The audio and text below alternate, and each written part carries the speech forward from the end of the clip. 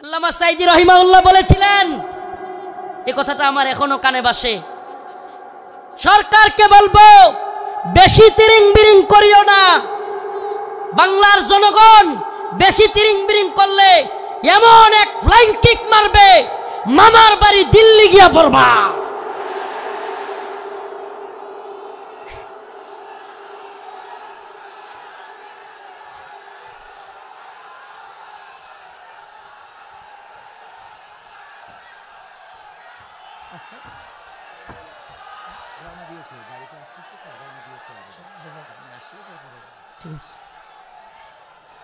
আল্লামা সাঈদী রাহিমাহুল্লাহ দেখে যাইতে পারেন নাই, কিন্তু আলহামদুলিল্লাহ সাঈদী রাহিমাহুল্লাহর কথাই বাস্তব হয়েছে। বাংলার জনগণ ফ্লাইং কিক মারছে, রান্না করা খাবার খাওয়ারও সময় নাই, রান্না করা খাবার খাওয়ারও সময় নাই। ও প্রিয় মুসলিম উম্মার যুবকেরা, আজকের এই আদ্দিন ফাউন্ডেশন যশোরের আজকের এই অনুষ্ঠান থেকে আমার আখিরি পয়গাম হবে, ও মুসলিম উম্মার যুবকেরা, আমাদেরকে মৌলবাদী বলা হোক, জঙ্গিবাদী বলা হোক, আমাদেরকে রাজাকার বলা হোক, যে কোনো ট্যাগ আমাদেরকে দেয়া হোক, আমরা দ্বীনের পক্ষে ছিলাম, আছি, থাকব। আল্লাহর জমিনে আল্লাহর আইন বাস্তবায়ন হওয়ার আগ পর্যন্ত আমরা থামব না। আমি তো আশাবাদী এই মুসলিম উম্মার জাগরণ। অনেকে বলে হুজুর মাহফিলের প্যান্ডেলে এত মানুষ হইলে লাভ কি, কিছুই তো হয় না। আমি বলি হাসিনার অবস্থা দেখে বুঝো না? চ্যানেলটি সাবস্ক্রাইব করে আমাদের সঙ্গেই থাকুন। এ পর্যায়ে আপনাদের সামনে পবিত্র কালামে হাকিম থেকে তাকরীর পেশ করছেন বিশিষ্ট ইসলামী চিন্তাবিদ, মজলুম জননেতা, জননন্দিত মুফাসসির কারক হযরত মাওলানা রফিকুল ইসলাম মাদানী সাহেব। আমি মুহতারামকে পবিত্র কালাম থেকে আলোচনা পেশ করার জন্য বিনীতভাবে অনুরোধ জানাচ্ছি। আসসালামু আলাইকুম ওয়া রাহমাতুল্লাহি ওয়া বারাকাতুহু। ইন্নাল হামদালিল্লাহ নাহমাদুহু ওয়া নাস্তাঈনুহু ওয়া নাস্তাগফিরুহু ওয়া নু'মিনু বিহি ওয়া নাতাওয়াক্কালু আলাইহি ওয়া নাউযু বিল্লাহি মিন শুরুরি আনফুসিনা ওয়া মিন সাইয়্যাতি আ'মালিনা। من يهده الله فلا مضل له ومن يضلل فلا هادي له ونشهد أن لا إله إلا الله وحده لا شريك له.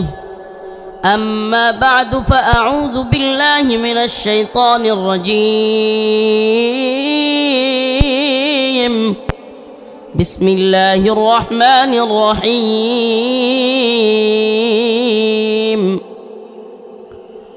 وما لكم لا تقاتلون في سبيل الله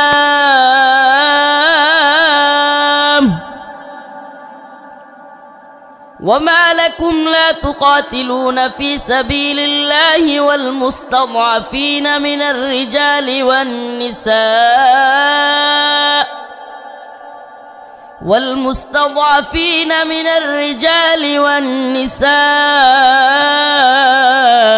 والولدان الذين يقولون ربنا أخرجنا من هذه القرية الظالم أهلها واجعل لنا من لدنك وليا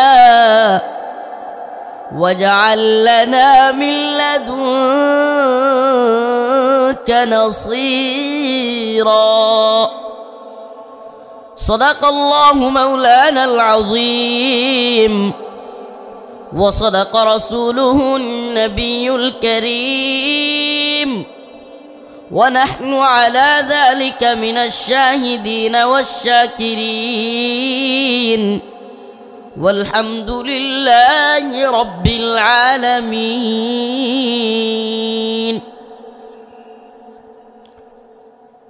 সকলে একটু দরুদ শরীফ পড়ি। আল্লাহুম্মা সাল্লি আলা মুহাম্মাদিন ওয়া আলা আলি মুহাম্মাদ কামা সাল্লাইতা আলা ইব্রাহিম ওয়া আলা আলি ইব্রাহিম إنك حميد مجيد اللهم بارك على محمد وعلى آل محمد كما باركت على إبراهيم وعلى آل إبراهيم إنك حميد مجيد আদ-দ্বীন ফাউন্ডেশন কর্তৃক আয়োজিত আজকের এই ব্যতিক্রম ধর্মী ঐতিহাসিক তাফসীরুল কোরআন মাহফিলের সম্মানিত উলামায়ে কেরাম, মুরব্বিয়ান আযম, আমার প্রিয় যুবক ভাইরা, স্নেহের ছোট ভাইরা, পর্দানিশীন শ্রদ্ধেয়া মা ও বোনেরা, আল্লাহ রব্বুল আলামিনের দরবারে অসংখ্য অগণিত শুকরিয়া যে মহান রব্বুল আলামিন আপনাকে আমাকে কোরআন সুন্নাহ এর কিছু কথা বলবার এবং শুনবার জন্য এত সুন্দর একটা ব্যবস্থাপনা করে দিয়েছেন। সেজন্য প্রথমেই রব্বে কাবার দরবারে শুকরিয়া আদায় করে স্বতঃস্ফূর্ত আওয়াজ করে বলি আলহামদুলিল্লাহ। প্রিয় উপস্থিতি, আমি প্রথমেই আন্তরিকভাবে জাযাকাল্লাহ, জাযাকুমুল্লাহ এবং আন্তরিকভাবে অন্তরের অন্তঃস্থল থেকে কৃতজ্ঞতা জ্ঞাপন করছি, শুকরিয়া আদায় করছি এবং বিশেষ করে আন্তরিকভাবে মুবারকবাদ জানাচ্ছি আমার প্রিয় আঙ্কেল আদ-দ্বীন ফাউন্ডেশনের মহিউদ্দিন আঙ্কেলকে, যিনি এই ব্যতিক্রমধর্মী সুন্দর এক আয়োজন যশোরবাসীকে, বলতে গেলে বাংলাদেশকে উপহার দিয়েছেন। প্রিয় যশোরবাসী, আসলে আমি কি বলবো, আমি আমার নিজের ডকুমেন্টারি এখানে দেখে আমার আব্বার কথা মনে পড়ে যায়। আমার বাবা চলে গিয়েছেন দীর্ঘ অনেক দিন আগে, আমি যখন হেফজখানায় পড়ি। তো আজকে যখন এই ডকুমেন্টারিতে আমার বাবার কথাও চলে আসে, আমি আমার চোখে পানি রাখতে পারি নাই। আল্লাহ পাক তাদের এই আয়োজনকে কবুল করুক, বলে না আমিন। প্রিয় উপস্থিতি, আমি আজকে আপনাদের সামনে নিপীড়িত নির্যাতিত মুসলিম উম্মার পক্ষ থেকে কিছু কথা বলবার চেষ্টা করব। আজ পৃথিবীর দিকে দিকে তাকালেই দেখা যাবে মুসলিমরা নির্যাতিত এবং নিপীড়িত। ইসরায়েলে সর্বশেষ ফিলিস্তিনের গাজার মুসলমানদের জন্য যেই হসপিটাল ছিল, সেই হসপিটালটাকেও ইসরায়েলের বর্বর হানাদার বাহিনী বোমা ফেলে, বোমার আঘাতে সেই হসপিটালকেও গুড়িয়ে দিয়েছে। চিৎকার করে ফিলিস্তিনের মুসলমানরা চিকিৎসার জন্য চিৎকার করে দিক বেদিক ছুটোছুটি করছে। ইসরায়েলে গ্রেট ইসরায়েল রাষ্ট্র গঠন করবার জন্য মুসলমানদেরকে তাড়িয়ে এক মহাযজ্ঞ, এক মহা আয়োজন তারা তৈরি করেছে, গ্রেট ইসরায়েল তৈরি করবে। আপনি যদি ভারতবর্ষের দিকে তাকান, পুরো ভারতবর্ষে হিন্দুত্ববাদী ব্রাহ্মণ্যবাদী তাগুতি শক্তি ইসলাম এবং মুসলমানদেরকে মূলোৎপাটন করে, ইসলাম এবং মুসলমানদেরকে তাড়িয়ে দিয়ে এই উপমহাদেশে অখণ্ড ভারত তৈরি করবার এক নীল নকশা, এক মহা আয়োজন তৈরি করে বসে আছে। অপ্রিয় মুসলিম উম্মাহ, আজকের আয়োজন বৃথা হয়ে যাবে। আজকের এই লক্ষ লক্ষ মানুষের জমায়েত বৃথা হয়ে যাবে যদি নির্যাতিত নিপীড়িত মুসলিম উম্মার পক্ষে এই জাগরণ, এই জজবা আমরা যদি কাজে লাগাতে ব্যর্থ হই। খুদার কসম করে বলি, খুদার কসম করে বলি, এই জজ খ্যাতি, এই জজবা, এই জনস্রোত কোনো কাজে আসবে না যদি আমরা নির্যাতিত নিপীড়িত মুসলিম উম্মার পক্ষে দাঁড়াতে ব্যর্থ হই।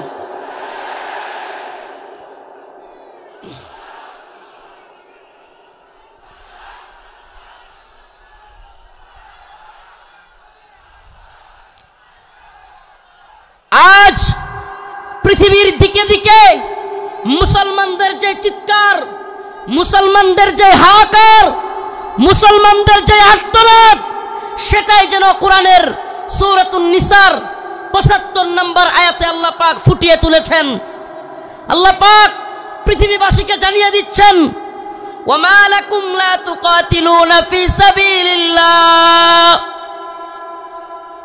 ওয়ামা লাকুম লা তুকাতিলুনা ফি সাবিলিল্লাহ ওয়াল মুস্তাদাফিনা মিনার রিজাল ওয়ান নিসাই ওয়াল উইলদানিল্লাযীনা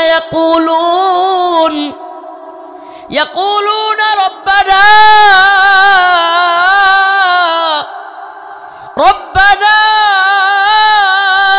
أخرجنا من هذه القرية الظالم أهلها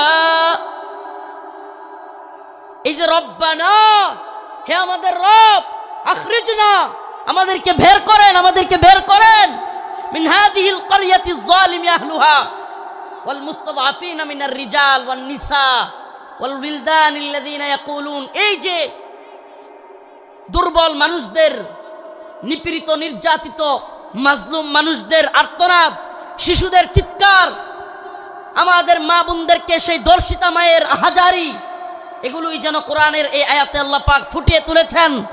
আল্লাহ পাক জানিয়ে দিলেন, ও মুসলিম উম্মার যুবকেরা, খাহেশাত পূরণ করার জন্য লক্ষ লক্ষ জমায়েতের মধ্যে তোমাকে বরণ করে নেওয়া এটা তোমার সাকসেসফুলতা। কিন্তু মনে রাখবা, এই বরণ করে নেওয়া, এই হাজারো লক্ষ জনতা কিংবা এই স্রোত, এই ফ্যান্টাসি, এই সব কিছু যদি তুমি নির্যাতিত নিপীড়িত উম্মার পক্ষে কাজ করতে না পারো, কোনো লাভ হবে না, কোনো ফায়দা হবে না। আমরা যতক্ষণ পর্যন্ত নির্যাতিত নিপীড়িত মুসলমানদের পাশে দাঁড়াতে পারবো, আল্লাহ পাকের ঘোষণা, ইন্নামাল মুমিনুনা ইখওয়া, মুমিন মুমিনের ভাই, মুমিন মুমিনের ভাই। বড় আফসোস লাগে, কষ্ট লাগে, আমরা কিভাবে দাঁড়াতে পারবো অনেকে বুঝি না। অনেকে বলি, হুজুর আমরা সেই ফিলিস্তিনিদের পক্ষে কিভাবে দাঁড়াবো, আমরা কাশ্মীরিদের পক্ষে কিভাবে দাঁড়াবো? আমি বলি, দাঁড়ানোর অন্যতম মাধ্যম হলো ইসরায়েলি পণ্য বয়কট করুন। মানসিকভাবে অন্তর থেকে কষ্ট লাগে, এদের একটু লজ্জা হওয়া উচিত।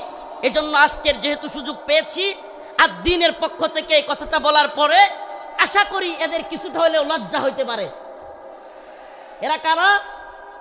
ঢাকার শাহজালাল আন্তর্জাতিক বিমানবন্দর, এটাতে আপনি একটা বোতল পানি কিনে পাবেন না ইসরায়েলি পণ্য ছাড়া। এই নির্লজ্জরা, আমি কতদিন বলেছি, ইকুয়েফিনা কিংবা কিনলে ছাড়া তাদের কাছে কোনো পানি নাই। আমাদের জানতে মনে চায়, আমাদের বাংলাদেশি পণ্য ব্যবহার করতে তোদের এত জ্বলে কেন? ইকুয়েফিনা কিংবা কিনলের চাইতে অনেক ভালো মানের পানি হলো মাম। আজকে মাম পানি এয়ারপোর্টে রাখা যায় না। আজকেও আমি হাবেজ সাহেব, হুজুর নাজমুস সাকিব সাহেব, আমরা শেষ পর্যন্ত সাধারণ ট্যাপ থেকে পানি খাইছি। কথাগুলো কেন বললাম?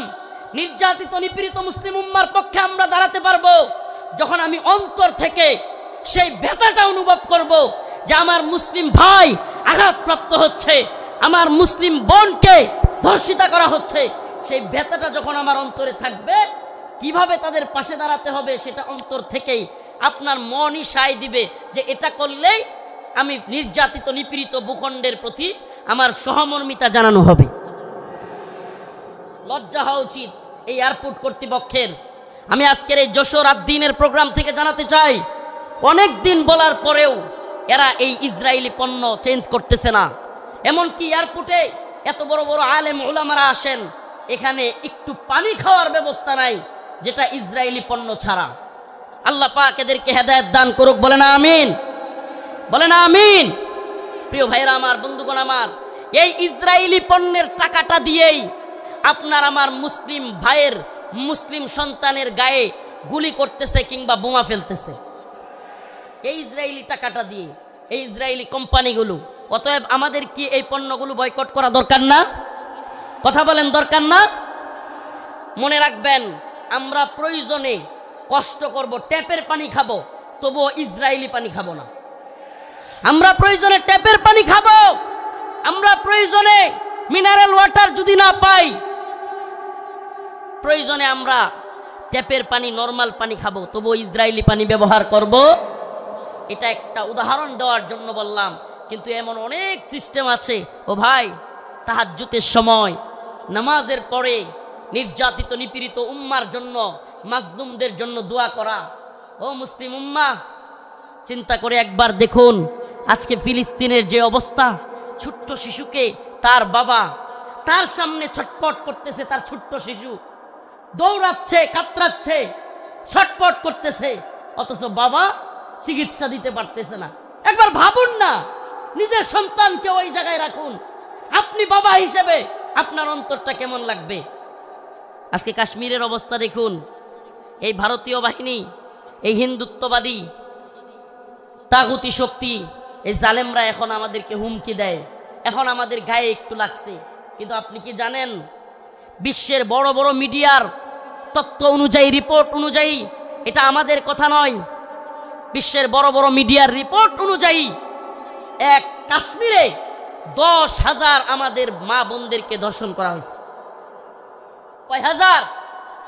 কথা বলেন না, কয় হাজার? 10,000 আমার আপনার মা বোনকে ধর্ষণ করা হয়েছে এক কাশ্মীরের মধ্যে। প্রিয় মুসলিম উম্মাহ, আল্লাহ মাফ করুক, আজকে কাশ্মীরের পরিস্থিতি যদি আমার দেশের হয়, আমার বাংলাদেশের হয়, কল্পনা করা যায়?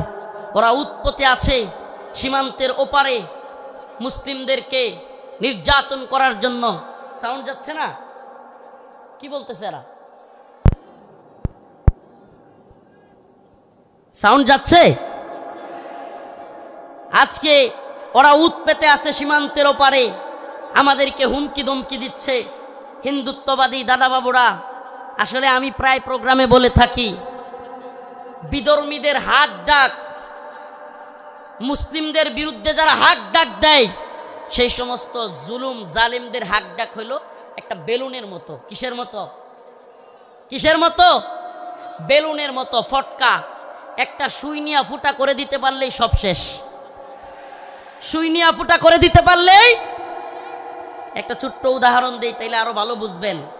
চট্টগ্রামে আমার ভাই সাইফুল ইসলাম আলিফকে শহীদ করে দিল সেনাবাহিনীর উপর, পুলিশের উপর। চিন্ময় দাসকে গ্রেফতার করার কারণে আক্রমণ করলো। কিন্তু যখনই মুসলিমরা চট্টগ্রামে জেগে উঠল, মুসলিমরা জজবা নিয়া, ইমানি জোশ নিয়া রাজপথে নেমে আসলো। আয় সুবহানাল্লাহ। যেই চিন্ময় দাসকে গ্রেফতার করার কারণে, যেই চিন্ময় দাসকে গ্রেফতার করার কারণে হাজার হাজার লোক প্রিজন ব্যান আটকায় দিছে, যে চিন্ময় দাসকে গ্রেফতারের কারণে আমাদের এক ভাইকে হত্যা করে ফেলছে, 2-3 দিন যাইতে পারে নাই। ওই যে একটা কথা আছে না, সেনাবাহিনীর কথাটা খুব প্রচলিত হয়েছিল বাংলাদেশে, গোপালগঞ্জেতে সূর্যই উঠেছে, বাকিটা বললাম না। যখনই ওইটা লাগাই দিছে, মুসলিমরাও জায়গা উঠছে। সুবহানাল্লাহ। আগে তো প্রিজন ব্যান আটকায়া মানুষদেরকে হত্যা করে দিচ্ছে, হাইরে তাদের শক্তি, হাইরে তাদের গরম। যেমনি মুসলমানরা জায়গা উঠছে, এখন চিন্ময় দাসের উকিল পাওয়া যাচ্ছে না। চিন্ময় দাসের কি নাই? কথা বলেন না, কি নাই? সুবহানাল্লাহি ওয়া বিহামদিহি, সুবহানাল্লাহি ওয়া বিহামদিহি।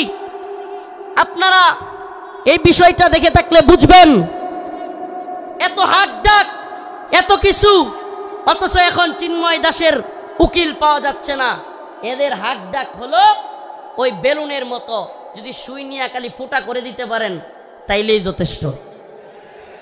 এজন্য আমরা বলি, হিন্দুত্ববাদী নরেন্দ্র মোদীকে বলতে চাই, শত শত আলেমদেরকে শেখ হাসিনা তোমাকে খুশি করার জন্য গ্রেফতার করেছিল,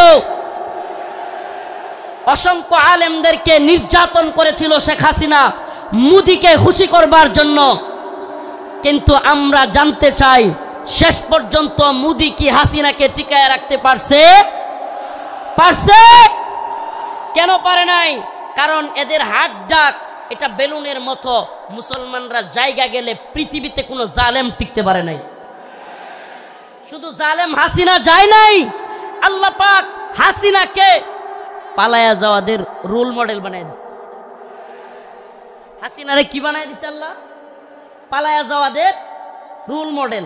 বাশার আল আসাদ পালাইছে, মিডিয়ার নিউজ বলতেছে হাসিনা যেমন শেষ 40 মিনিটের একটা ভিডিও বার্তা দিতে চাইছিল, বাশারও নাকি বার্তা দিতে চাইছিল, দিতে পারে নাই। মানে রোল মডেল হয়ে গেছে গা হাসিনা। এখন পালায়া যাওয়াদের কি রোল মডেল। এখন কেউ পালায়া গেলে সবাই বলবে হাসিনা মডেলে পালাইছে। কোন মডেলে? কথা বলেন না, কোন মডেলে?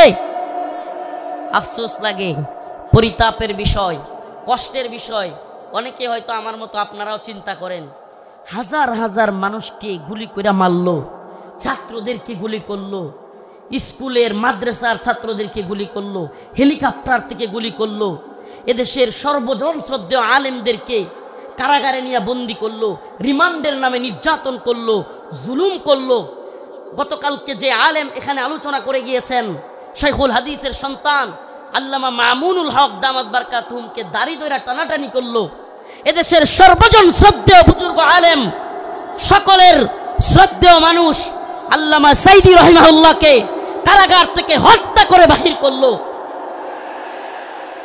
এত কিছুর পরেও এই নেত্রী আর এই দলের পক্ষে মানুষ থাকে কেমনে?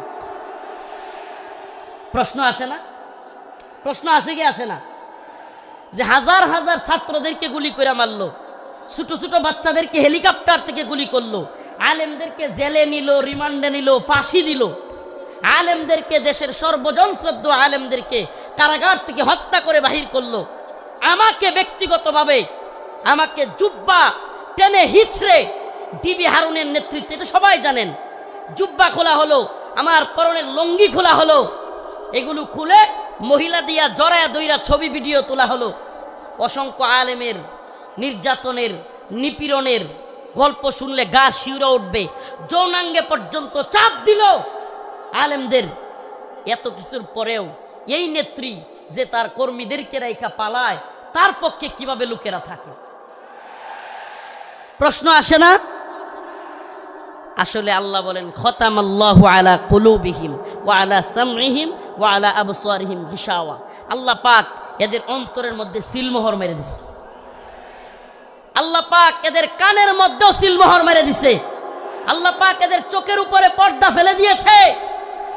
এরা সেই হাসিনা সরকারের আমলের এত নির্যাতন নিপীড়ন দেখেও দেখবে না। যেমন নির্লজ্জ বেহায়া তার নেত্রী, এমন নির্লজ্জ বেহায়া কর্মী। যেমন নির্লজ্জ বেহায়া তার নেত্রী, যে কিনা ছোট ছোট বাচ্চাদেরকে হত্যা করে, হেলিকপ্টার থেকে গুলি করে, এরপরেও বলে আমি কি অপরাধ করেছি। মানে কত বড় নির্লজ্জ হইলে এই কথা বলতে পারে? এরপরেও কি বলে আমি কি অপরাধ করেছি। আপনি কোন অপরাধ করেন নাই? প্রশ্ন এটা হইতে পারে যে আপনি কোন অপরাধ করেন নাই, আমাকে এমন একটা অপরাধ দেখান। ও প্রিয় মুসলিম উম্মাহ, বাংলাদেশের বাইতুল মুকাররমে হেফাজত ইসলামের আন্দোলনে হাসিনার পুলিশ বুট পইরা, জুতা পইরা দেশের জাতীয় মসজিদে আলেমদেরকে গুলি করে নাই? এর চাইতে জঘন্য আর কি হইতে পারে? আপনি কোনটা করেন নাই বলেন? আমাদেরকে তাহাজ্জুদের আর এই কোরআন তিলাওয়াতের গল্প শুনাইয়া আপনি কোন আকামটা করেন নাই? প্রিয় মুসলিম উম্মাহ, যশোরবাসী, এই মেসেজ যশোরের মুসলমানদের জন্য নয়। এই মেসেজ, আজকের এই আলোচনা আমার এই দেশবাসীর জন্য আমি রেখে যেতে চাই। আমি আমার কথাগুলো সকলের কানে পৌঁছে দিতে চাই। ও প্রিয় উম্মাহ, প্রিয় জাতি, আমরা চেয়েছি আমাদের অন্তর থেকে, আমাদের ছাত্ররা, আমাদের শিক্ষকরা, আমাদের কলামিস্ট, বুদ্ধিজীবী, মুফতি, বক্তা, ছাত্র, সকল শ্রেণী পেশার মানুষ, আমরা চেয়েছি আল্লাহ পাক হাসিনাকে এই ভূখণ্ড থেকে, আমাদের উপর থেকে, জুলুম থেকে বাঁচাক। আল্লাহ পাক আমাদেরকে বাঁচাইছেন কি বাঁচান নাই? তার মানে আমরা মন থেকে সম্মিলিতভাবে চাইলে পাওয়া যায়। পাওয়া যায় কি যায় না? বলেন, পাওয়া যায় কি যায় না? ইন্নাল্লাহা লা ইউগাইয়িরু মা বিকওমিন হাত্তা ইউগাইয়িরু মা বিআনফুসিহিম। আল্লাহ পাক ততক্ষণ পর্যন্ত কোনো জাতিকে পরিবর্তন করেন না যতক্ষণ না সে জাতি নিজেরা পরিবর্তন চায় এবং পরিবর্তন হয়। সুবহানাল্লাহ। তো আমরা পরিবর্তন চেয়েছিলাম, পেয়েছি, পাইছি কি পাই নাই? এখন আমাদের আরেকটা পরিবর্তন দরকার। আমাদের মূল বিজয় সেটা, এ বিজয় আমাদের মূল বিজয় না। এ বিজয় যদি আমাদের মূল বিজয় হইতো, তাইলে আমরা আল্লাহর নবীরে কেউ কটূক্তি করলে, গালি দিলে আমরা এই রায় পাইতাম যে তার শাস্তি হবে মৃত্যুদণ্ড। তার শাস্তি কি? এই ব্যাপারে ইমামগণ একমত। আল্লাহর নবীকে নিয়ে কেউ কটূক্তি করলে, ব্যঙ্গচিত্র করলে তার শাস্তি মৃত্যুদণ্ড। প্রিয় ভাইরা আমার, বন্ধুগণ আমার, আল্লাহর নবীকে সাহাবাই কেরাম কেমন ভালোবাসতেন, আল্লাহর নবী সাল্লাল্লাহু আলাইহি ওয়াসাল্লামকে তার সাহাবীরা কেমন ভালোবাসতেন। কাব বিন আশরাফ নামে ইহুদিদের এক নেতা ছিল। নাম কি? কাব বিন আশরাফ, এক ইহুদি নেতা। এত দেহ ছিল, অনেক বড় সড়ো ছিল দেহ, বিশাল দেহের আকৃতির লোক ছিল কাব বিন আশরাফ। বদর যুদ্ধে যখন মুসলমানরা বিজয়ী হয়েছে, কাব বিন আশরাফ কষ্টে তার অন্তর জ্বলে গেছে। বদর যুদ্ধে কাফেরদের বড় বড় নেতা আবু জাহেল সহ নিহত হয়ে গেছে, জাহান্নামে চলে গেছে। কাব বিন আশরাফের কলিজায় জ্বলন শুরু হয়ে গেছে। সেই মুহাম্মদ আরবি সাল্লাল্লাহু আলাইহি ওয়াসাল্লামকে নিয়ে বিভিন্ন ধরনের কটূক্তিমূলক কবিতা বানাইছে। তার মহিলা ভাড়া কইরা তাদেরকে দিয়াও রসুলের বিরুদ্ধে বিশুদ্ধার করাইছে। আল্লাহ নবী সাল্লাল্লাহু আলাইহি ওয়াসাল্লাম ডাকলেন, কাব বিন আশরাফ, তাকে হত্যা করতে পারবে এমন কে আছো? সুবহানাল্লাহ বলেন। রাসূল সাল্লাল্লাহু আলাইহি ওয়াসাল্লাম নিজে ডাকলেন, হে আমার সাহাবারা, তোমাদের মধ্যে কে আছে কাব বিন আশরাফকে হত্যা করবে? অথচ আমার নবীর ব্যাপারে অনেকে বলে, রাসূল সাল্লাল্লাহু আলাইহি ওয়াসাল্লামকে কি বলে, যে রাসূল সাল্লাল্লাহু আলাইহি ওয়াসাল্লাম এক গালে মারলে আরেক গাল পাইতা দিতেন। ছোটবেলায় এগুলো শুনতাম, নাউজুবিল্লাহ। রসুলের এক গালে মারবে আর সাহাবাই কেরাম বসে বসে দেখবে। ইসলাম সন্ন্যাসী মার্কা ধর্ম না। ইসলাম সন্ন্যাসী মার্কা, সন্ন্যাসীগিরি, গান্ধীগিরি ইসলামে চলে না। ইসলামের বাণী একবারে সুস্পষ্ট, ফায়াকতুলুনা ওয়া ইউকতালুন, হয় মরো নাইলে মারো। দিনের প্রয়োজনে মারতে হবে, মরতে হবে, ইনশাআল্লাহ। দিনের প্রয়োজনে মারতে হবে, মরতে হবে। মায়ের খাওয়াও সুন্নত, দেওয়াও সুন্নত। আমরা যদি খালি মায়ের খাইতাম, হাসিনার পতন হইতো। মাঝে মাঝে পিটানো দেওয়া লাগছে, কথা কয় না? যারা জালিমের পক্ষ নিবে, একটা কথা মনে রাখবেন, মুসলমান ইমানদার, সম্ভবত হযরত আলী রাদিয়াল্লাহু আনহুর কথা এটা, জালেমদের প্রতি সহানুভূতি দেখানো মাজলুমদের সাথে গাদ্দারি। আবারও বলছি, জালেমদের প্রতি উদারতা দেখানো মাজলুমদের সাথে গাদ্দারি। মাজলুমদের সাথে গাদ্দারি করা যাবে? কাব বিন আশরাফ আল্লাহর নবীর নিয়ে কটূক্তি করে। রাসূল সাল্লাল্লাহু আলাইহি ওয়াসাল্লাম বললেন, তোমাদের মধ্যে কে আছে যে কাব বিন আশরাফকে হত্যা করবে? আল্লাহর নবীর এক সাহাবী মুহাম্মদ বিন মাসলামা দাঁড়ায় গেলেন, ইয়া রাসূলুল্লাহ আতুহিব্বু আন তাকতুলাহু? ইয়া রাসূলুল্লাহ, আপনি কি চান আমি তাকে হত্যা করি? রাসূল বললেন, অবশ্যই হ্যাঁ। মুহাম্মদ বিন মাসলামা বললেন, ইয়া রাসূলুল্লাহ, আমাকে অনুমতি দেন, আমি একটু তার সাথে গল্প করব, বানায় সিনায়া গল্প করব, আর কি তার একটু খুশি করব। ইয়া রাসূলুল্লাহ, আমার অনুমতি দেন। আল্লাহর নবী বললেন, অনুমতি দিলাম। রাসূলুল্লাহ সাল্লাল্লাহু আলাইহি ওয়াসাল্লামের অনুমতি পেয়ে মুহাম্মদ বিন মাসলামা রাদিয়াল্লাহু আনহু কাব বিন আশরাফের কাছে গেলেন। কাব বিন আশরাফের কাছে গিয়ে আল্লাহর নবীকে নিয়ে যেহেতু বলে আসছেন, একটু গল্প করবেন বানায়া সিনায়া। যুদ্ধ মানেই ধোঁকা। আপনি সব কিছু যুদ্ধের ময়দানে শত্রুর বিরুদ্ধে সব কথা বলে দিয়ে আপনি পারবেন না। যুদ্ধ মানেই ধোঁকা, মাঝে মাঝে ধোঁকা দিতে হয়। তো কাব বিন আশরাফরে গিয়া বললেন, আমরা তো মুহাম্মদ রে নিয়া খালি জাকাত চায়, খালি জাকাত দিতে হয়, সদকা দিতে হয়, বিপদে আসি মুহাম্মদ রে নিয়া, নাউজুবিল্লাহ সাল্লাল্লাহু আলাইহি ওয়াসাল্লাম। রাসূল সাল্লাল্লাহু আলাইহি ওয়াসাল্লামের ব্যাপারে কাব বিন আশরাফকে খুশি করার জন্য কাব খুব খুশি হয়ে গেল। আগেই কিন্তু অনুমতি নিয়ে আইছেন, আগেই অনুমতি নিয়েই আসছেন।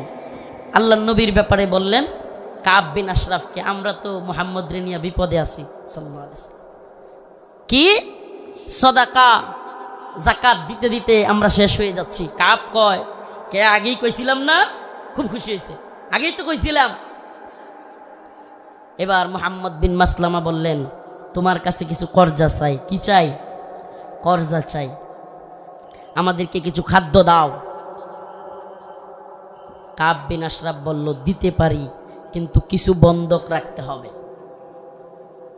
আল্লাহর নবীর সাহাবী মুহাম্মদ বিন মাসলামা রাদিয়াল্লাহু আনহু আল্লাহর নবীকে বলে এসেছেন, ও পয়গম্বর, ও আমার প্রিয় হাবিব, আমি অবশ্যই অবশ্যই কাব বিন আশরাফকে কতল করব, তবে আমাকে অনুমতি দেন আমি যেন কাব বিন আশরাফের সাথে খুশ গল্প করতে পারি।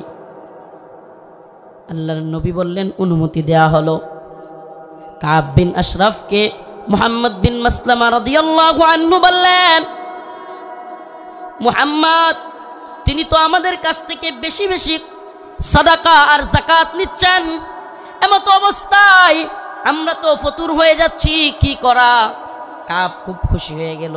কাব বলল, আগেই তোমাদেরকে বলেছিলাম মুহাম্মদের পিছনে থাকবা না। এবার কাব বিন আশরাফের কাছে মুহাম্মদ বিন মাসলামা কিছু চাইলেন। সে বলল, দিতে পারি, শর্ত হলো কিছু বন্ধক রাখতে হবে। দিতে পারি, তবে শর্ত হলো কিছু বন্ধক রাখতে হবে।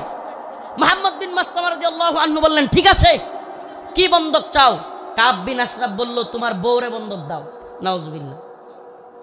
এটার বডি ছিল অনেক লম্বা উঁচা, বিরাট সাইজের মানুষ। মুহাম্মদ বিন মাসলামা রাদিয়াল্লাহু আনহু বললেন, না, তোমার কাছে আমার বউ দেওয়া যাবে না। এবার মুহাম্মদ বিন মাসলামা রাদিয়াল্লাহু আনহু বললেন, দিতে পারি, আমার ডাল তলোয়ার এই তরবারিগুলো তোমার কাছে দিতে পারি। এগুলো বন্ধক রাখলেন। বন্ধক রাখার পর কাব বিন আশরাফকে মুহাম্মদ বিন মাসলামা রাদিয়াল্লাহু আনহু বললেন, আমি আমার আরো 2 জন সহযোগীকে নিয়ে আসি। তুমি যেই খাদ্য দিবে, তুমি যেই খাবার দিবে, ওই খাবার জিনিসগুলো নেওয়ার জন্য লোক লাগবে। আসলে কি, কাব বিন আশরাফের যেই সাইজ, ওরে যদি ধরতে হয়, সাইজ করতে হয়, একা একা পারবেন না, এই জন্য আরো 2 জনকে আনতে গেছেন। সুবহানাল্লাহ। এবার উনি 2 জনকে নিয়ে আসলেন। আসার পরে কাব বিন আশরাফকে বললেন, কাব, তোমার মাথার মধ্যে কি সুগন্ধি ব্যবহার করো? এত সুন্দর ঘ্রাণ তোমার মাথা থেকে আসতেছে। এটা আরেকটা পাম, এটা আরেকটা কি পাম। আগে দিছে কি? আরে মুহাম্মদের যাকাত দিতে দিতে আমরা শেষ। এতে করে সে খুশি হয়েছে। আগেই কইছিলাম না মুহাম্মদের পিছনে থাইকো না। নাউজুবিল্লাহ। তো এইবার কি পাম দিল? যে তোমার কল্লার মধ্যে, তোমার মাথার মধ্যে এমন কি সুগন্ধি দাও, এত সুগন্ধি আসতেছে, সুঘ্রাণ আসতেছে। কাব বিন আশরাফ খুশিতে গদগদ হয়ে গেছে, খুব খুশি হয়েছে, পাম দিছে। তো মুহাম্মদ বিন মাসলামা রাদিয়াল্লাহু আনহু বললেন, কাব, তোমার মাথার থেকে একটু সুঘ্রাণ নেওয়ার জন্য তোমার মাথাটা একটু আমাকে আগায় দিতে পারবা? মানে মাথা থেকে কি নিব? সুগন্ধি নিব। কাব বিন আশরাফ খুশি হয়ে গেল। খুশি হয়ে কাব বিন আশরাফ তার কল্লাটা আগায় দিল। ও যশোরবাসী, খুব মনোযোগ দিয়ে শুনবেন। আল্লাহর নবীর সাহাবা মুহাম্মদ বিন মাসলামা যখন কাব বিন আশরাফ কল্লাটা আগায় দিল, সাথে সাথে আল্লাহর নবীর সাহাবী মুহাম্মদ বিন মাসলামা কাব বিন আশরাফের কল্লা এইভাবে পেছায় ধরলেন। সুবহানাল্লাহ। কাব বিন আশরাফের কল্লা পেছায় ধইরা সঙ্গী সাথী থাকা অন্য সহপাঠীদেরকে বললেন, কাব বিন আশরাফের কল্লার মধ্যে কূপ দাও। সুবহানাল্লাহ। মুহাম্মদ বিন মাসলামা গলা চাইপা ধরলেন, আর কাব বিন আশরাফকে ওনার সাথীদেরকে বললেন, কূপ দাও। আল্লাহু আকবার বলে কাব বিন আশরাফের কল্লা ফেলে দিলেন। ও মুহাম্মদ আরবির উম্মতেরা, সেই জগৎ বিখ্যাত উক্তি শাইখ খালিদ আর রশিদ ফাকাল্লাহু আসরার কণ্ঠে কণ্ঠ মিলিয়ে বলতে চাই, ইয়া উম্মতে মুহাম্মদ, ইয়া উম্মতে মুহাম্মদ, আমার নবীকে নিয়ে কটূক্তি করা হবে, আমার নবীকে নিয়ে ব্যঙ্গচিত্র বানানো হবে। আল্লাহর নবীর সাহাবায়ে কেরাম সহ্য করতে পারতেন না। ফরমায় রাসূলুল্লাহ সাল্লাল্লাহু আলাইহি ওয়াসাল্লাম, ফরমায় রাসূলুল্লাহ সাল্লাল্লাহু আলাইহি ওয়াসাল্লাম, মান সাব্বা নাবিয়ান ফাকতুলু, আল্লাহর নবীকে নিয়ে যে কটূক্তি করবে, রাসূল সাল্লাল্লাহু আলাইহি সাল্লামকে যে গালি দিবে, তার শাস্তি একটাই। সমস্ত ইমাম একমত, আল্লাহর নবীকে নিয়ে কটূক্তিকারীর শাস্তি ওয়াজিবুল কতল, তাকে হত্যা করা হবে, তার কল্লা থেকে গলাকে আলাদা করে দিতে হবে।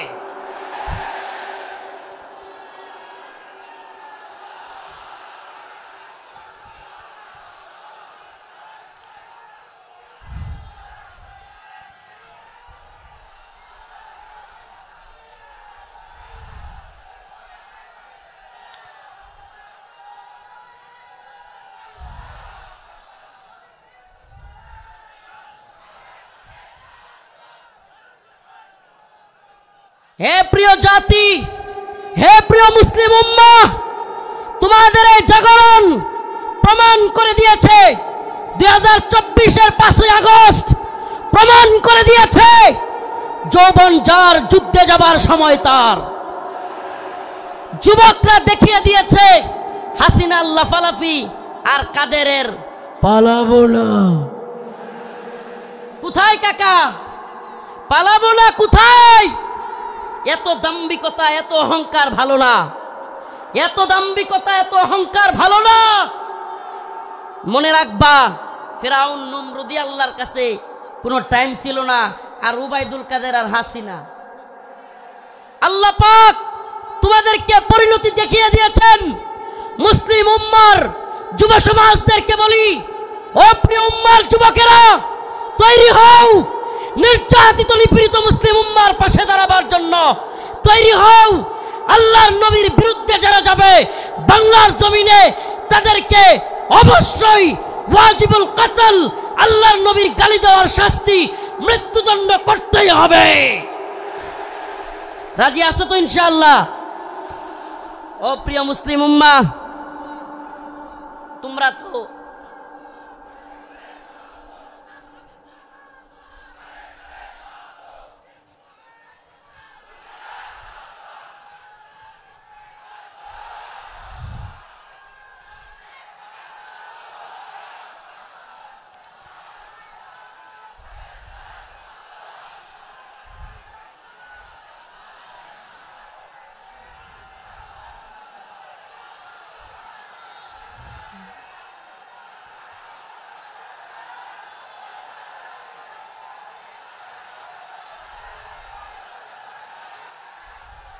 হে প্রিয় মুসলিম উম্মার যুবকেরা, তোমাদের এই দ্বীনি আবেগ, এই দ্বীনি জজবাকে যদি সত্যি বলি, ওয়াল্লাহি বিল্লাহি তাল্লাহি কসম আল্লাহর, এই জজবাকে যদি আমরা কোরআনের পক্ষে কাজে লাগাইতে পারি, তাহলে আর কোনো নতুন সরকার নয়, এই ভূখণ্ডে আমরা কোরআনী শাসন চালু করতে পারবো। আর কোনো তন্ত্রমন্ত্র নয়। তন্ত্রমন্ত্রের দেখা শেষ। আমরা তো এই স্লোগান দিকে দিকে আজ জানিয়ে দিতে চাই, তন্ত্রমন্ত্রের দিন শেষ, কোরআন সুন্নাহর বাংলাদেশ। বলেন না, তন্ত্রমন্ত্রের দিন শেষ, কোরআন সুন্নাহর বাংলাদেশ। সাবিলুনা সাবিলুনা, তারিকুনা তারিকুনা। স্লোগান আজকে একটু ব্যতিক্রম হবে। আমি বলবো, আল্লাহর জমিনে আল্লাহর আইন বাস্তবায়ন ফরজে আইন। বলতে পারবেন? আল্লাহর জমিনে আল্লাহর আইন বাস্তবায়ন ফরজে আইন। হয়তো শরিয়ত, ইম্মা শরিয়া, ইম্মা শরিয়া, হয়তো শরিয়ত। হয়তো আমরা শাহাদাত বরণ করব, না হলে ভূখণ্ডে শরিয়ত প্রতিষ্ঠা করব। কালেমার পতাকা দেখলে যেগুলোর জ্বলে, এগুলোর সাবধান করে দিতে চাই। এ ভূখণ্ডে লা ইলাহা ইল্লাল্লাহর পতাকা উড়বেই, আজ হোক কাল একদিন উড়বেই। ইসাবাতান মিন উম্মতি আহরাজাহুম আল্লাহু মিনান নার, ইসাবাতুন তাগজুল হিন্দা ওয়া ইসাবাতু মা ঈসা ইবনে মারইয়াম। রাসূলের ঘোষণা, এই ভূখণ্ডে হিন্দুত্ববাদী ব্রাহ্মণ্যবাদী তাগুতি শক্তির বিরুদ্ধে, দিল্লির বিরুদ্ধে, হিন্দুত্ববাদীদের বিরুদ্ধে আল্লাহর নবী বলেছেন, মুসলমানদের একটা গজওয়া হবে, গজওয়াতুল হিন্দ হবে। সেই যুদ্ধে মুসলমানরা বিজয়ী হবে। শুধু বিজয়ী হবে না, দিল্লির সেই মসনদে, দিল্লির সেই লাল কেল্লায় কালেমার পতাকা পথ পথ করে উঠবে ইনশাআল্লাহ, ইনশাআল্লাহ।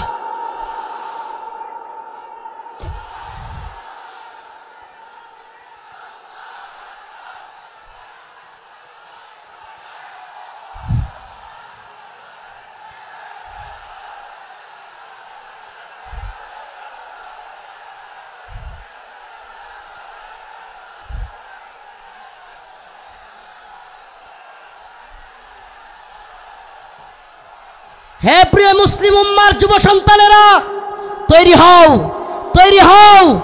আর কোন তন্ত্রমন্ত্রের জন্য ডাক নয়, ডাক আসবে দাওয়া ইয়াদাত শাহাদাতের ডাক আসবে। শহীদ হইতে রাজি আছো তো ইনশাআল্লাহ? জীবন দিতে প্রস্তুত আছো তো ইনশাআল্লাহ? আরে আমরা দুনিয়ায় এসেছি দ্বীনের জন্য, শহীদ হওয়ার জন্য। এই দুনিয়ায় আর কোনো সফলতা নাই, আল্লাহর জন্য শাহাদাতের মধ্যেই সফলতা। ইম্মা শরিয়া ওয়া ইম্মা শাহাদা, হয়তো শরীয়ত। আল্লাহর জমিনে আল্লাহর আইন। এই জমিন কার? এই চিৎকার করে বলেন কার? জমিন কার? হুকুম চলবে কার? ইনিল হুকমু ইল্লা লিল্লাহ, আমার আল্লাহ তা'বুদু ইল্লা ইয়্যাহ। হুকুম হবে আল্লাহর, ইবাদত হবে আল্লাহর। ইবাদত হবে কার? একমাত্র আল্লাহর। এই কোন তাগুতের গোলামি আমরা করব না। আমরা কার গোলাম? আমরা ভারতের গোলাম নই, আমরা আমেরিকার গোলাম নই, আমরা ইসরায়েলের গোলাম নই। আমরা কার গোলাম? গোলামি হবে কার? পৃথিবীবাসী জেনে রাখো, আমরা আল্লাহর গোলামি করি। এই মাথা নোয়াবো তো আল্লাহর কাছে। এই মাথা নোয়াবো তো কার কাছে? পৃথিবীর কারো কাছে আমাদের মাথা নত হবে। এবার আমার ডকুমেন্টারি তো দেখলেন, শেখুল হাদিস ইবনে শেখুল হাদিসের ডকুমেন্টারি দেখলেন, অন্যান্য আলেমদের ডকুমেন্টারি তো দেখবেন। আমি কিছু মাজলুমদের ডকুমেন্টারি আপনাদের সামনে বলে যাই, কলিজা ফেটে যায়। ও মুসলিম উম্মার প্রিয় যুবক ভাইরা, আপনারা জেনে থাকবেন 2013 সালে শাপলা চত্বর এক ভয়াবহ রাতের সাক্ষী অনেকেই। আপনারা জেনে থাকবেন। প্রিয় বাবাজি, আজকের প্রোগ্রামের আয়োজক সহ সবার এই কথাগুলো মনোযোগ সহকারে শোনা দরকার। আমি আপনাদের সামনে এমন কিছু ব্যক্তিদের কারগুজারি শোনাবো যারা 2013 সালে রাসূলুল্লাহ সাল্লাল্লাহু আলাইহি ওয়াসাল্লামকে যারা কটূক্তি করেছিল, আল্লাহর নবীকে নিয়ে যারা ব্যঙ্গচিত্র বানিয়েছিল, আল্লাহ এবং তার রাসূলের বিরুদ্ধে যারা কথা বলেছিল, যেই কারণে হেফাজতে ইসলাম শাপলা চত্বরে যেতে বাধ্য হয়েছিল, সেই সমস্ত নরপিশাচ, সেই সমস্ত কুখ্যাত শাতেমে রাসূল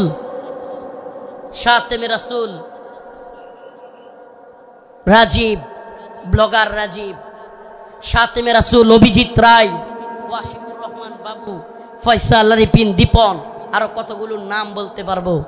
এরা আল্লাহর নবী এবং আল্লাহকে নিয়ে কটূক্তি করেছিল, আম্মা জানদেরকে নিয়ে কটূক্তি করেছিল। মনে আছে আপনাদের? মনে আছে? 2013 সালে ব্লগার রাজীব, অভিজিৎ রায়, ফয়সাল আরিফিন দীপন, ওয়াসিকুর রহমান বাবু, ব্লগার নাজিমউদ্দিন সামাদ, আরো অনেকগুলো কুখ্যাত শাতেমে রাসূল আল্লাহর নবীকে নিয়ে কটূক্তি করেছিল। ও প্রিয় মুসলিম উম্মার যুবকেরা, আজকের এই ঐতিহাসিক প্রোগ্রামে আমি যদি সেই মাজলুম ভাইদের কথা না বলি, আমি তাদের সাথে কারাগারে ছিলাম। ওয়াল্লাহি একটা ভাইয়ের মিথ্যা মামলায় ফয়সাল আরিফিন দীপনকে, অভিজিৎ রায়কে কে বা কারা হত্যা করেছে, ভার্সিটির প্রিয় যুবকদেরকে, আমার প্রিয় যুবক ভাইদেরকে এরা কারাগারে বন্দি করে রেখেছে।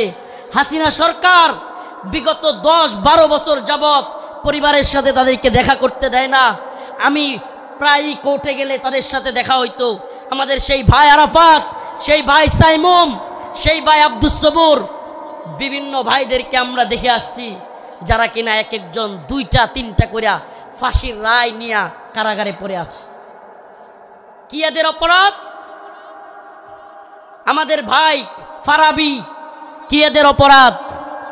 ফারাবির অপরাধ, আরাফাত ভাইয়ের অপরাধ, সাইমুম ভাইয়ের, আব্দুস সবুর ভাই, এই ভাইদের অপরাধ আল্লাহর নবীকে নিয়ে কটূক্তিকারীদের বিরুদ্ধে তারা ফেসবুকে বা বিভিন্ন মাধ্যমে লেখালেখি করেছিল। আল্লাহর নবীকে যারা কটূক্তি করেছে তাদের বিরুদ্ধে লেখালেখির কারণে, ও প্রিয় যশোরবাসী, ও প্রিয় আদ-দ্বীনের প্রোগ্রামে থাকা যুবকেরা, অন্তত তোমাদের সেই যুবকদের জন্য কিছু করা দরকার। আজকের এই আদ-দ্বীনের প্রোগ্রামে আমি সেই ভাইদেরকে স্মরণ করি। ওয়াল্লাহি কসম করে বলি, আমি যখন দেখতাম 2-3টা ফাঁসি নিয়েও এরা দিব্যি হাসতেছে, তখন আর নিজের মনের মধ্যে কিছুই মনে হইতো না। হ্যাঁ রে, আমি আর কি, আমার তো আর ফাঁসির রায় হয় নাই, আমার তো ফাঁসির রায় হয় নাই। 2-3টা ফাঁসির রায় নিয়ে হাসতেছে, দিব্যি চলতেছে, এদের মনের মধ্যে কোনো কষ্ট নাই। এই যুবকেরা দীর্ঘদিন যাবৎ কারাগারে পড়ে আছে। ও প্রিয় মুসলিম উম্মার যুবকেরা, ও নেতারা, ও বক্তা মুফতি শাইখুল হাদিসরা, আল্লাহর নবীর পক্ষে কথা বলতে গিয়া দীর্ঘদিন যাবৎ তাদেরকে জঙ্গি ট্যাগ দিয়া আজকে কারাগারে বন্দি করে রেখেছে হাসিনা সরকার। এখনো এই ভাইগুলো মুক্তি পাচ্ছে না। ও প্রিয় মুসলিম উম্মার যুবকেরা, আমি জানতে চাই, এরা যদি আমাদের কাউকে জঙ্গি ট্যাগ দিয়া দেয়, এরা যদি আমাদের কাউকে মৌলবাদী ট্যাগ দিয়া দেয়, এরা যদি আমাদের কাউকে রাজাকার বলে ট্যাগ দিয়া দেয়, তাহলে কি আমরা তাদেরকে ভুলে যাব? আমার কথা বুঝতেছেন? জালেমদের একটা কূট কৌশল হলো আলেমদের নামে ট্যাগ দেওয়া, নেম কিলিং, এটাকে বলে নেম কিলিং, ট্যাগ দেওয়া। আল্লামা সাঈদী রাহিমাহুল্লাহকে কষ্ট নিয়ে বলতে হচ্ছে, যখন তিনি জীবিত আমাদের অনেক আলেম ওনাকে নিয়ে কথা বলার সাহস করে নাই, ওনার পক্ষে কথা বলে নাই। কেন বলে নাই? কারণ ওনাকে রাজাকারের মামলা দেওয়া হয়েছে। এখন আমরা যদি ওনার পক্ষে কথা বলি, তাইলে আমাদেরকেও না জানি রাজাকারের মামলা দিয়ে দেয়। আল্লামা জসিমউদ্দিন রহমানী দামাত বারকাতুহুম, হুজুর কারাগারে থাকতেও উনাকে নিয়েও অনেকে কথা বলে নাই। কেন? কারণ উনার পক্ষে কথা বললে জঙ্গিবাদী মামলা দিয়ে দিবে। আল্লাহর কসম করে বলি, খুদার কসম করে বলি, আমাদেরকে রাজাকার বলো, জঙ্গিবাদী বলো, মৌলবাদী বলো, আর যাই বলো, আমরা মাজলুমদের পক্ষে কথা বলবোই, বলেই যাব। রাজি আছেন তো ইনশাআল্লাহ? আল্লামা সাঈদী রাহিমাহুল্লাহ চলে গিয়েছেন, জসিমউদ্দিন রহমানী হাফিজাহুল্লাহ বের হয়ে গিয়েছেন, কিন্তু ও আদ-দ্বীনের মুসলমানেরা, আজকের এই যশোরের লাখো জনতা, প্রিয় উম্মাহ, আজকের এই মিডিয়ার মাধ্যমে, সবকিছুর মাধ্যমে আমি জানাতে চাই, আমার ভাইরা আল্লাহর নবীর পক্ষে লেখালেখি করতে গিয়া যারা মামলা খেয়েছে, ফাঁসির রায় লেগে গেছে, আমরা কি তাদের মুক্তি চাই? মুক্তি চাই। আমার ভাইদেরকে 2-3টা করে ফাঁসির রায় দিয়ে বন্দি করে রেখেছে হাসিনা। হাসিনার কাজই ছিল বিভিন্ন জঙ্গি নাটক সাজায়া আলেমদেরকে, তরুণ তরুণ যুবকদেরকে যারা দ্বীনকে ভালোবাসে, টাকনুর উপর কাপড় পরে, এদেরকে ইন্ডিয়ার কথায় রয়ের প্ল্যানে মুসলিম উম্মার যুবকদেরকে, দ্বীন যারা ভালোবাসে তাদেরকে গ্রেফতার করা, তাদেরকে জঙ্গি বলা, মৌলবাদী বলা, এটা একটা ট্রেন্ড ছিল, এটা তাদের একটা ট্যাগ মিশন ছিল, মিশন, তাদের একটা মিশন। এই মিশন আমরা পা দিতে পারি না। আমরা আমাদের ভাইয়ের মুক্তি চাইবই। ঠিক আছে তো ইনশাআল্লাহ? সবাই মুক্তি চান তো ইনশাআল্লাহ? আমার প্রিয় ভাইদের মুক্তির ব্যবস্থা করা হোক, দ্রুত মুক্তি দেয়া হোক। যদি তারা মুক্তি না পায়, খোদার কসম করে বলি, এত বড় বড় বক্তা, এত যশ খ্যাতি মূল্যহীন, মূল্যহীন, মূল্যহীন। আমরা যদি মাজলুমদের পাশে দাঁড়াতে না পারি, আজকের আলোচনার বিষয় এটাই, ওমা লাকুম লা তুকাতিলুনা ফি সাবিলিল্লাহ ওয়াল মুস্তাদাফিনা মিনার রিজাল ওয়ান নিসাই ওয়াল উইলদানিল্লাযীনা يقولون ربنا أخرجنا من هذه القرية الظالم أهلها واجعل لنا من لدنك وليا واجعل لنا من لدنك نصيرا আল্লাহ রাব্বুল আলামিন বলেন, ওমা লাকুম লা তুকাতিলুনা ফি সাবিলিল্লাহ, তোমাদের কি হয়ে গেল? তোমরা আল্লাহর পথে কিতাল করতেছো না, যুদ্ধ করতেছো না। জিহাদ বললে অনেকে অপব্যাখ্যা করে, নফসের জিহাদ এটা সেটা অনেক অপব্যাখ্যা করে। কারণ কি? কারণ আল্লাহ বলছেন কুতিবা আলাইকুমুল কিতাল ওয়া হুয়া কুরহুল লাকুম। কারণ আল্লাহ পাক জানতেন জিহাদের ব্যাপারে অনেকের অ্যালার্জি থাকবে, অনেকে অপছন্দ করবে। আমাকে বলেন, আল্লাহ পাক যখন কোরআনে কারীম নাজিল করেছেন, আল্লাহর রাসূল কি জিহাদকে অপছন্দ করতেন? হ্যাঁ, সাহাবায়ে কেরাম অপছন্দ করতেন। তাহলে এই আয়াত কাদের জন্য? কুতিবা আলাইকুমুল কিতাল ওয়া হুয়া কুরহুল লাকুম, এই আয়াত কাদের জন্য? আল্লাহ পাক জিহাদকে, যুদ্ধকে ফরজ করেছেন দ্বীনের জন্য, অথচ তোমরা তা অপছন্দ করবে, অপছন্দ করো। আল্লাহ বলছেন তোমাদের অনেক জিনিস আছে অপছন্দ, কিন্তু হুয়া খায়রুল লাকুম, সেটার মধ্যে কল্যাণ আছে। আমার তো মনে হয় আল্লাহ পাক, আমার মনে হয় না, এটাই তাফসীর, এটাই ব্যাখ্যা, যে আল্লাহ পাক সেই সমস্ত লোকদেরকে উদ্দেশ্য করে বলেছেন যারা জিহাদকে অপছন্দ করবে। সাহাবায়ে কেরাম জিহাদকে অপছন্দ করতেন না, আল্লাহর নবী আল্লাহর দ্বীনের পক্ষে জিহাদকে অপছন্দ করতেন না। যারা অপছন্দ করে তাদের জন্য এই কথা। অথচ দিকে দিকে মাজলুম, ওমা আলাকুম লা তুকাতিলুনা ফি সাবিলিল্লাহ, তোমাদের কি হয়ে গেল? তোমরা আল্লাহর পথে যুদ্ধ করতেছো না। ওয়াল মুস্তাদআফিনা মিনার রিজাল ওয়ান নিসাই ওয়াল বিলদান, দুর্বল নারীরা, দুর্বল বাচ্চারা চিৎকার করে করে বলতেছে, ইয়াকুলুনা রব্বানা আখরিজনা, আয় আল্লাহ আপনি আমাদেরকে বের করেন, মিন হাদিহিল ক্বরিয়াতিজ যালিমি আহলুহা, এই ভূখণ্ডের মানুষরা বড় জালেম, ওয়াজআল লানা মিন লাদুনকা ওয়ালিয়া, আপনি আমাদের জন্য অভিভাবক পাঠান, ওয়াজআল লানা মিন লাদুনকা নাসীরা, আপনি আমাদের জন্য সাহায্যকারী পাঠান। মাজলুমদের সাহায্যকারী হইতে রাজি আছি তো ইনশাআল্লাহ? মাজলুমদের সাহায্যকারী হইতে রাজি আছি তো ইনশাআল্লাহ? তাইলে আজকে থেকে ইসরায়েলি পণ্য বয়কট, রাজি আছেন তো ইনশাআল্লাহ? আজকে থেকে যে সমস্ত মাজলুমরা রসুলের পক্ষে লিখতে গিয়ে, বলতে গিয়ে, আমার ভাই ফারাবি, আমার ভাই আরাফাত, সাইমুম, আমি আমার ভাই বলতেছি, পারলে আমারে মামলা দিয়ে দে, আমার যায় আসে না। তাদের সাথে আমারে মামলা দিয়ে দিলে আমার যায় আসে না, এরা আমাদের ভাই। আমরা অনেকেই সেই গাজী ইলমুদ্দিনের গল্প বলি, ভারতে রঙ্গিলা রাসূল বই লিখেছিল, নাউজুবিল্লাহ, সেই গল্প বলতে পছন্দ করি। কিন্তু বাংলাদেশের গাজী ইলমুদ্দিনরা 2টা-3টা করে ফাঁসির রায় নিয়ে কারাগারে পড়ে আছে, সেই খবর আমরা কেউ রাখি না। প্রিয় ভাইরা আমার, বন্ধুগণ আমার, মাজলুম উম্মার পক্ষে দাঁড়াতে হবে। আজকের আমার আলোচনার মূল কথা, মাজলুম উম্মার পাশে দাঁড়াতে, মাজলুম উম্মার পাশে দাঁড়াতে। ইন্নামাল মুমিনুনা ইখওয়া, মুমিন মুমিনের ভাই।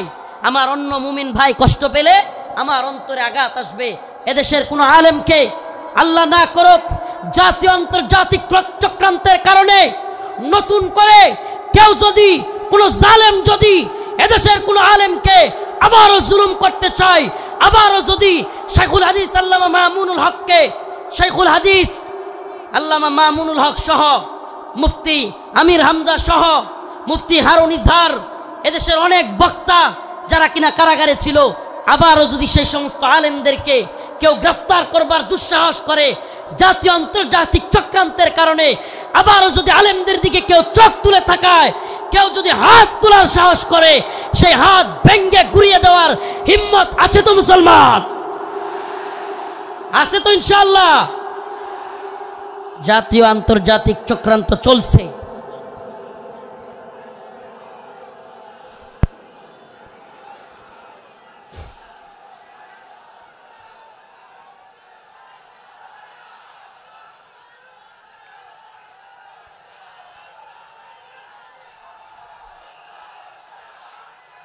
জাতীয় আন্তর্জাতিক চক্রান্ত চলছে আমাদের এই ভূখণ্ডকে নিয়ে, জাতীয় আন্তর্জাতিক চক্রান্ত চলছে। এই চক্রান্তের ডালপালা গভীরে আমরা জাতি হিসেবে সজাগ থাকব। একটা কথা মনে রাখবেন, আগামীকালকে আপনার ঘরে চুরি অথবা ডাকাতি হবে, আপনি যদি আগে ভাগে জানতে পারেন, তাইলে আপনি ডাকাতকে কিভাবে আটকাইতে হবে এটা আপনি আরামসে বুঝে যাবেন। সজাগ থাকা খুব জরুরি। আগামীকালকে ডাকাত আপনার বাড়িতে হামলা করবে, যদি ডাকাতকে নিজে সামলাইতে না পারেন, প্রয়োজনে আগামীকালকে আসবে জানলে প্রয়োজনে মাইকিং করবেন, ঠিক কি ঠিক না? প্রয়োজনে কি করবে? মাইকিং করে হলেও ডাকাত আটকাবে। তো যদি আমরা জানি আমাদের বিরুদ্ধে চক্রান্ত হচ্ছে, হিন্দুত্ববাদী ভারত আমাদের বিরুদ্ধে চক্রান্ত অব্যাহত রেখেছে, এমনকি আমরা শুনতে পাই বর্তমান উপদেষ্টা কমিটিতেও ভারতীয় দালালরা বসে গেছে। এ কথা আমরা শুনতে পাই, বর্তমান উপদেষ্টা কমিটিতে ভারতীয় দালাল ঢুকে গেছে। আমাদের বক্তব্য স্পষ্ট, মোমেন এক গর্তে দুইবার পা দেয় না। মোমেন এক গর্তে দুইবার পা। আমরা আর দুখা খেতে চাই না, আমরা আর কোনো জালেমদেরকে, ইন্ডিয়ার গোলামদেরকে বাংলার ক্ষমতার মসনদে দেখতে চাই না। মাওলানা আব্দুল হামিদ খান বাসানী বলেছিলেন, পিন্ডি ছেড়েছি দিল্লির গোলামের জন্য নয়। কথাটা মনে আছে আপনাদের?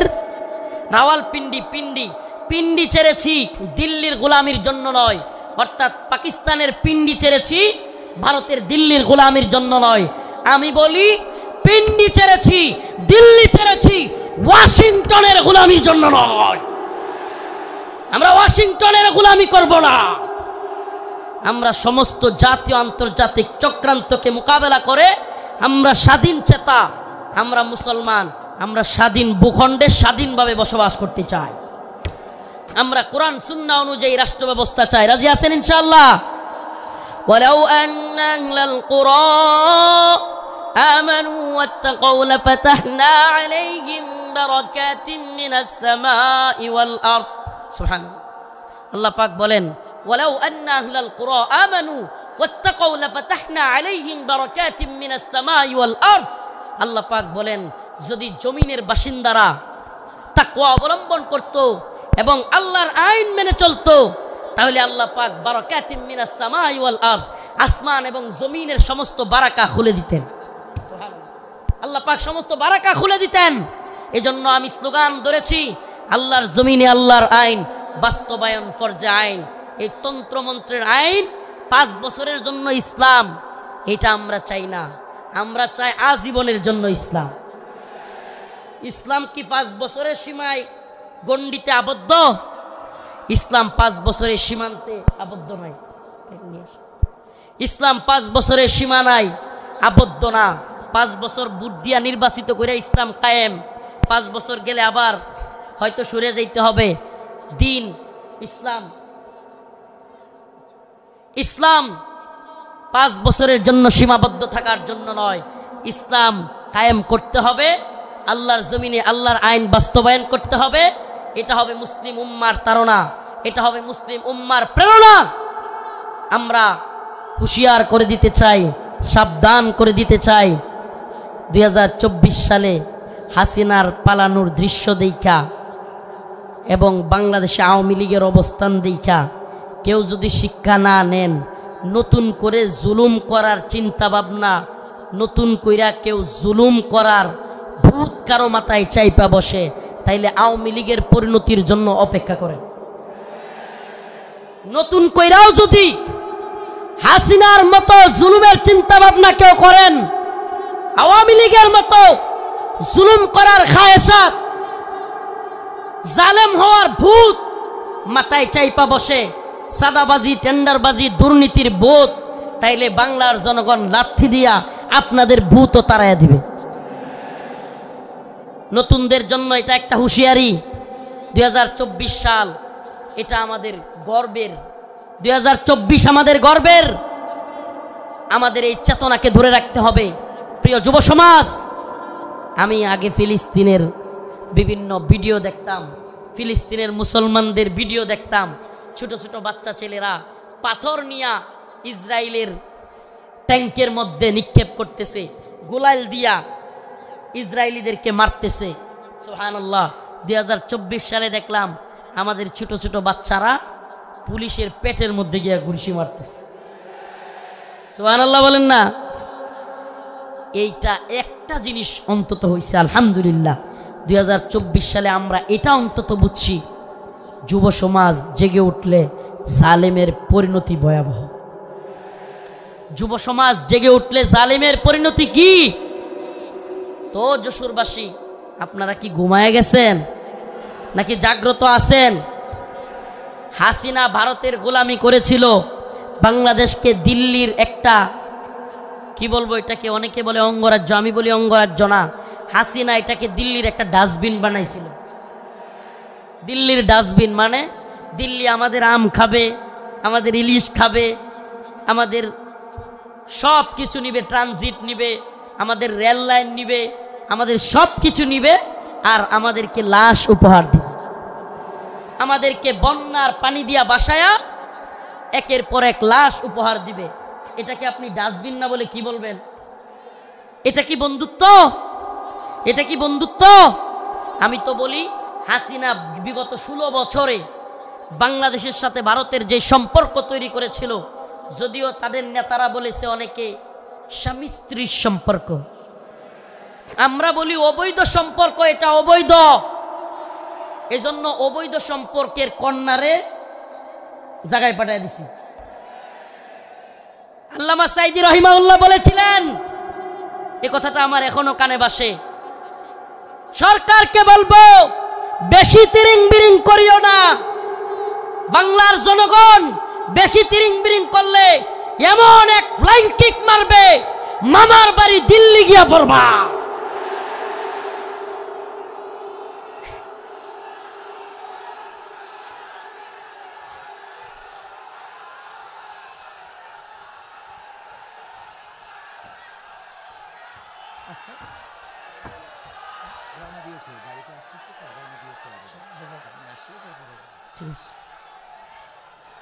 আল্লামা সাইদি রহিমাহুল্লাহ দেখে যাইতে পারেন নাই, কিন্তু আলহামদুলিল্লাহ সাইদি রহিমাহুল্লাহর কথাই বাস্তব হয়েছে।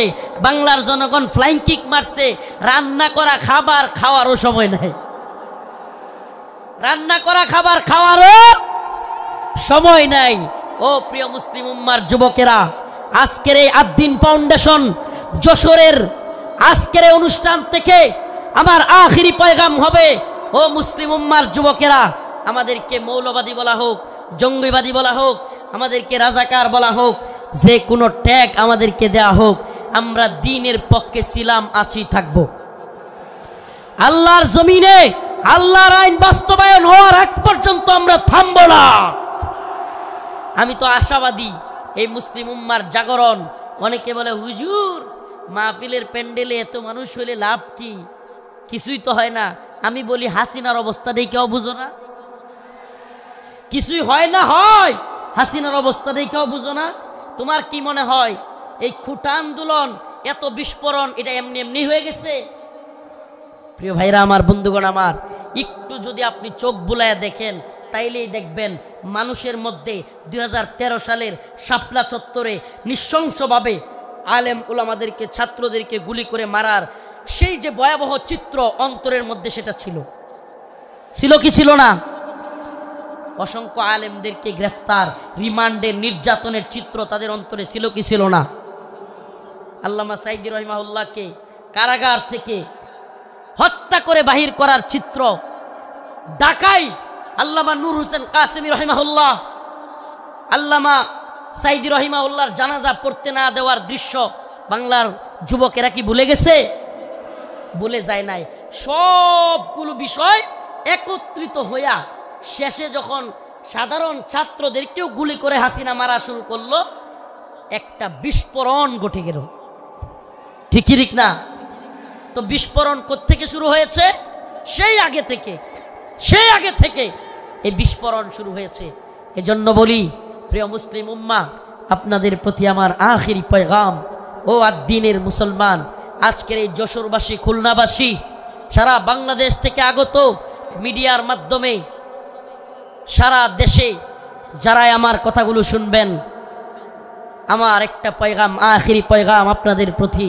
ও প্রিয় মুসলিম উম্মা, আমাদেরকে দ্বীনের প্রয়োজনে, আল্লাহর জমিনে আল্লাহর দ্বীন বাস্তবায়নের জন্য, কাফের মুশরিকদের মোকাবেলা করবার জন্য প্রয়োজন হলে দ্বীনের জন্য ময়দানে শহীদ হওয়ার জন্য তৈরি থাকতে হবে। এটা মনে রাখবেন, শাহাদাতের তামান্না। আল্লাহ পাক আমাদেরকে কবুল করুক, মঞ্জুর করুক, বলেন আমিন। শাহাদাতের তামান্না, আখিরি পয়গাম। প্রিয় ভাই মুফতি আমির হামজা হাফিজাহুল্লাহ চলে এসেছেন। আমি ছেড়ে দিব ভাইয়ের জন্য। আপনাদের কাছে খাস করে দোয়া চাই, খাসভাবে দোয়া চাই। নাসরুম মিনাল্লাহ ওয়া ফাতহুন করিব ওয়া বাশশিরিল মুমিনিন। আসসালামু আলাইকুম ওয়া রাহমাতুল্লাহি ওয়া বারাকাতুহু।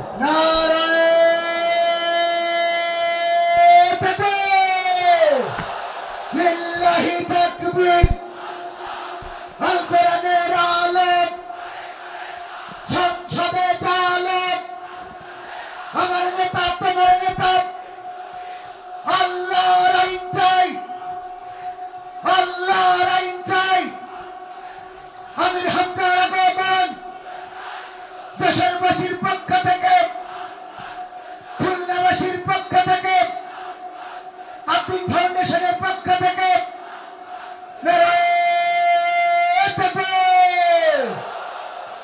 সংগ্রামী তাওহীদি জনতা, আপনারা দেখতে পাচ্ছেন ঐতিহাসিক 3 দিন ব্যাপী তাফসীরুল কোরআন মাহফিলের দ্বিতীয় দিনের সমাপনী অংশের প্রধান মেহমান, প্রধান মুফাসসির হযরত মাওলানা মুফতি আমির হামজা আমাদের মাঝে এসে হাজির হয়েছেন।